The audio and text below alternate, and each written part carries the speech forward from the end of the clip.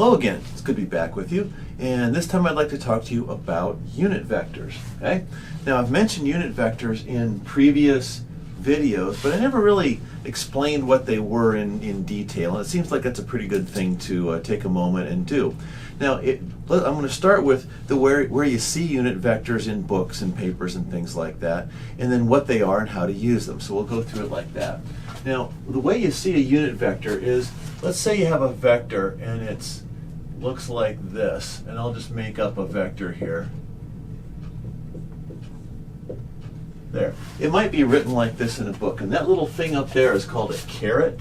C-A-R-E-T. That's not an orange thing that you eat, and it's not the thing you measure diamonds with. This is another, it sounds the same, but it's a different word.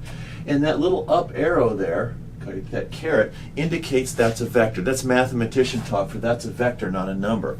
Numbers don't have direction, they only have magnitude. Vectors are the next step up from that. They have direction and magnitude. And if you want to think about what a vector is, mathematically it's just a line segment. It goes somewhere in space and it points some direction, it has some length. That's a vector.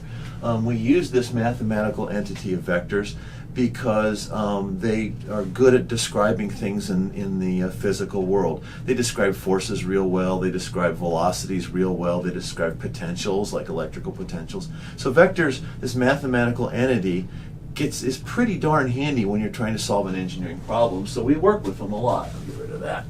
Okay, that's one way you see them. The other way you see them, and it's hard to draw with one of these, is you'll see sometimes they are in boldface. So you would see, instead of this, you would see the components written out where the I and the J, instead of having the up caret, they would be in boldface. All right, so that's another way sometimes people indicate that's a vector.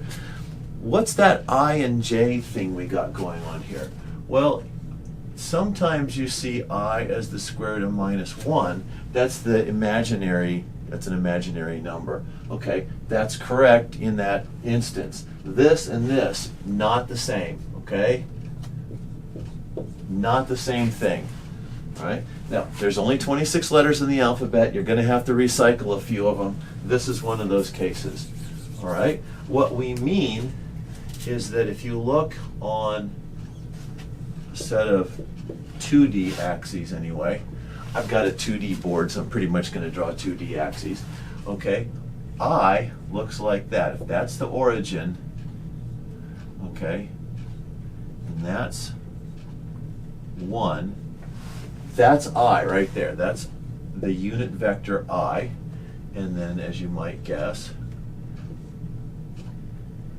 that's the unit vector J. Well, so what? All right, there's a unit vector it's got a magnitude of 1 and it points in that direction. And another one, a unit vector of 1 or magnitude of 1 points in that direction.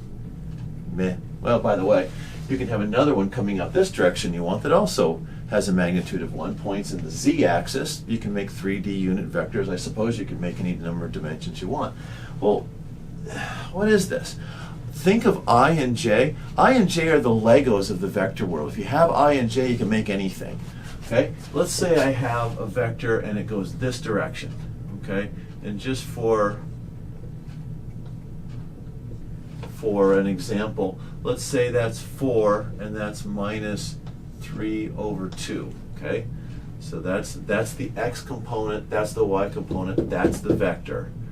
Okay, and we'll call it, you already used A, let's call this B. Okay?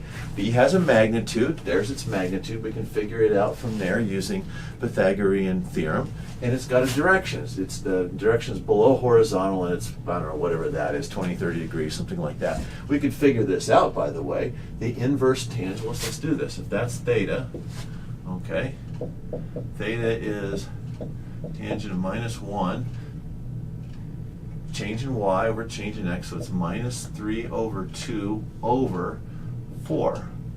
Or if you want to do it this way, I'll get out of your way here in a second, gang.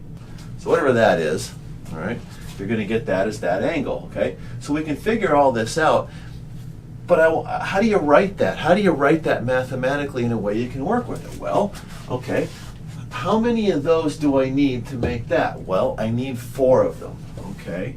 So B, okay, it's like if I want to make something out of Legos, I got to get a big pile of them and start sticking them together, right?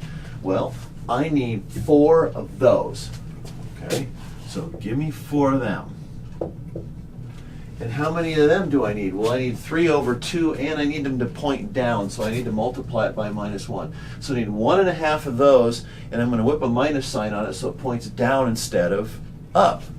Okay, minus 3 over 2j. That's how you make that using unit vectors. Let's make another one. Let's make one, and I'll get rid of all this stuff.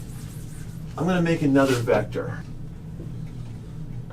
And I'm going to say that's 2 and that's 1.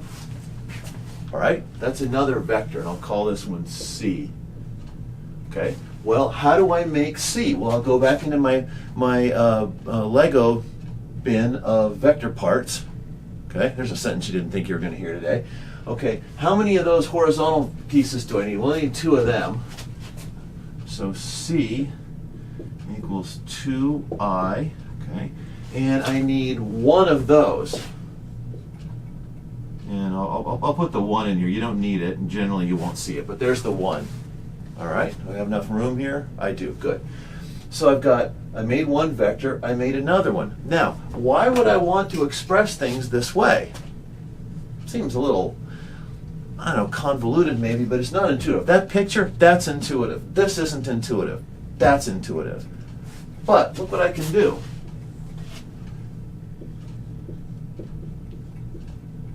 B plus C. I can add these up just like any other number. Okay, that turns out to be 6i. Okay, now minus 3 over 2 plus 1, so and I gotta make that 1 over 2j. Look at that. Adding vectors when you write them down this way is dirt simple. Okay, that's one of the reasons people do it. Now, you want to multiply this vectors this way? Well, if you want it bad enough, you can do it. Multiplying these is just like multiplying a polynomial. Just treat them like a polynomial and multiply them. So, this is what this is all about. Unit vectors are just a unit in the x direction plus a unit in the y direction, and if you have the z direction, you can have that too. And these are the building blocks, like the Legos of the vector world. You want to make a vector? Well, add up however many i's plus how many j's you need. Write it down this way. There's your vector. Now you can push this around just like you do any other number or polynomial, and now you're working in vectors, and all you had to do was that. Okay? That's the beauty of unit vectors. That's why they're so helpful. I hope this helps, and I'll see you next time.